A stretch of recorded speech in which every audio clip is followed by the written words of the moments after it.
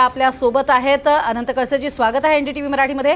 या संपूर्ण प्रक्रियेदरम्यान आता कशा पद्धतीने पुढे टप्प्याटप्प्याने कायदेशीर बाबी होणं अपेक्षित आहे आणि होऊ शकतात?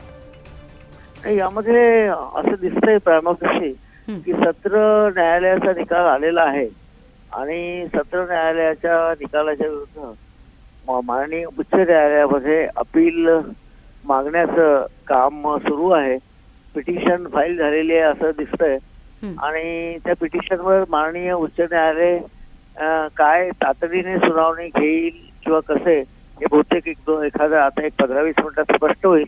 आणि जर सर्व उच्च न्यायालयाने तातडीने त्यावर सुनावणी घेतली आणि आजच त्याला या कन्व्हिक्शनला स्टे मिळाला, यात एक महत्वाचं आहे की कन्व्हिक्शनला स्टे पाहिजे, जी अटक आहे त्याला तो स्टे मिळाला पाहिजे। यामध्ये दोन घटना दिसतात मला, एक त्यांना बेल मिळणं किंवा त्यांच्या अटक वॉरंटला स्थगिती मिळणं आणि एक कन्व्हिक्शन जे झालेलं आहे 2 वर्षाचं किंवा त्यापेक्षा जास्त त्याला स्टे मिळणं। जर त्यांच्या अटकेला स्टे जर सर्वोच्च उच्च न्यायालयाने दिला, माननीय उच्च न्यायालयाने दिला, तर मग पुढील प्रक्रिया ठरवू शकते।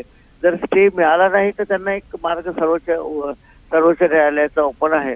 पण यामध्ये आता पहिली डेव्हलपमेंट बघणं आपल्याला इंटरेस्टिंग ठरेल की माननीय उच्च न्यायालयाने ती पिटिशन सबमिट करून घेऊन त्याची तातडीने आजच सुनावणी करून त्याला स्टे देणं किंवा त्यावर काय निर्णय देणं, हा आता निर्णय प्रक्रियेचा भाग आपल्याला बघायला लागेल।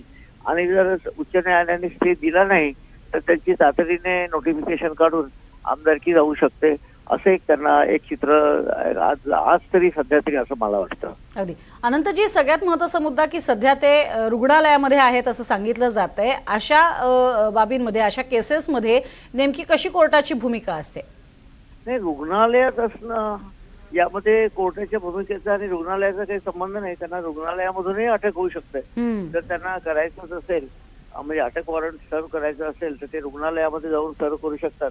कारण कायदेशीर प्रक्रियेमध्ये कुठलीही अथॉरिटी हे अडथळा आणू शकत नाही, कारण त्याच्यामध्ये कायद्याचे वेगळे मार्ग आहे।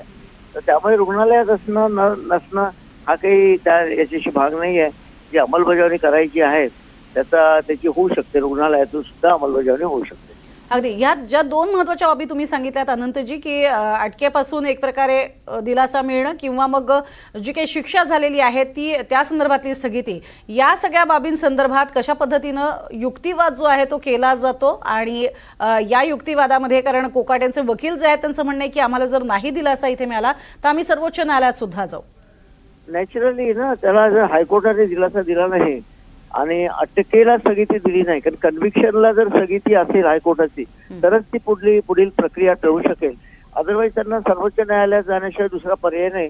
पण कोकाटेंच्या अटकेचं वॉरंट जे आहे ते होऊ शकेल, ते लीलावती रुग्णालयात जरी असले तरी ते अटकेचं वॉरंट तिथे इम्प्लिमेंट होऊ शकेल। त्याला काही अडथळा आणू शकत नाही कुठलेही रुग्णालय प्रशासन असो किंवा कुठलीही अथॉरिटी असो। पोलिसांनी जे सत्र न्यायालयाच्या आदेशाप्रमाणे जे अटकेचं वॉरंट काढलेलं आहे ते सर्व होऊ शकेल। पण जी कन्व्हिक्शनला स्टे जो आहे त्यांच्या अटकेला स्टे पाहिजे, कन्व्हिक्शनला स्टे पाहिजे। I am not talking about bail, त्यांच्या त्या बेल जामिनाचा वगैरे याच्यात संबंध नाही। त्या अटकेला जर स्टे दिला कन्व्हिक्शनला हायकोर्टाने तर मग पुढील प्रक्रिया त्यांची टळू शकेल आणि मग ते काय जे काही नोटिफिकेशन वगैरे मग गव्हर्नमेंटला काढता येणार नाही, असं एक दिसतंय प्रायव्हसी। अगदी अनंतजी, आणखीन एक युक्तिवाद केला जातोय की गंभीर स्वरूपाचा असा हा गुन्हा नाहीये आणि त्यामुळे कदाचित बचाव पक्ष जो आहे तो इथे मोठ्या प्रमाणात आपला दावा करणार आहे आणि त्यामुळे येत्या काळामध्ये काय निर्णय होतो हे पाहणं महत्त्वाचं ठरेल। अनंतजी, धन्यवाद आमच्याशी बोललात त्यासाठी।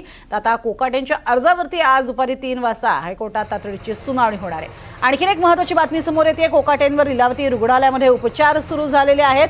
11व्या मजल्यावरती कोकाटे ऍडमिट असल्याची माहिती सुद्धा समोर येते। कोकाटेंवर लीलावती रुग्णालयामध्ये सध्या उपचार सुरू आहेत आणि 11व्या मजल्यावरती त्यांच्यावरती उपचार सुरू असल्याची माहिती आहे। सध्या ते तिथे ऍडमिट आहेत अशी माहिती समोर येते। अधिक माहिती घेऊयात, देवेंद्र कोल्हटकर आमचे प्रतिनिधी आपल्या सोबत आहेत। देवेंद्र, काय अधिक माहिती? माणिकराव कोकाटे यांचा अटक वॉरंट निघालेला आहे आणि लीलावती हॉस्पिटलमध्ये सकाळच्या सुमारास ते ॲडमिट झाले आहेत। प्रकृती अस्वस्थ वाटत असल्यामुळे माणिकराव कोकाटे जे आहेत ते या लीलावती हॉस्पिटलमध्ये भरती झाल्याची माहिती आहे। 11व्या मजल्यावरती माणिकराव कोकाटे ॲडमिट आहेत। एकीकडे त्यांचं अटक वॉरंट निघालेलं आहे तर दुसरीकडे आपण बघतो की सकाळच्या सुमारास माणिकराव कोकाटे जे आहेत ते या लीलावती हॉस्पिटलमध्ये ॲडमिट झालेले आहे। त्यामुळे आता पुढची सगळी कायदेशीर प्रक्रिया जी आहे ती सुरुवात होणार आहे. तत्पूर्वी आपण बघतोय की जी माहिती आपल्याला मिळालेली आहे त्यानुसार माणिकराव कोकाटे जे आहेत ते लीलावती हॉस्पिटलमध्ये प्रकृती अस्वस्थतेच्या संदर्भात ॲडमिट झालेले आहेत. आता राजकीय वर्तुळातून वेगवेगळ्या टिप्पणी केली जाते, प्रतिक्रिया उमटतात आहे. न्यायालयाने एक निर्णय दिलेला आहे, अटक वॉरंट देखील निघालेलं आहे. आणि असं असताना आपण बघतो की माणिकराव कोकाटे यांना आता अस्वस्थ वाटू लागलं आहे, त्यामुळे ते या लीलावती हॉस्पिटलमध्ये भरती झालेले आहेत. नक्कीच. आता सध्या आपण बघतोय 11व्या मजल्यावरती ते दाखल झालेले आहेत. तुर्तास धन्यवाद या संपूर्ण माहितीसाठी देवेंद्र.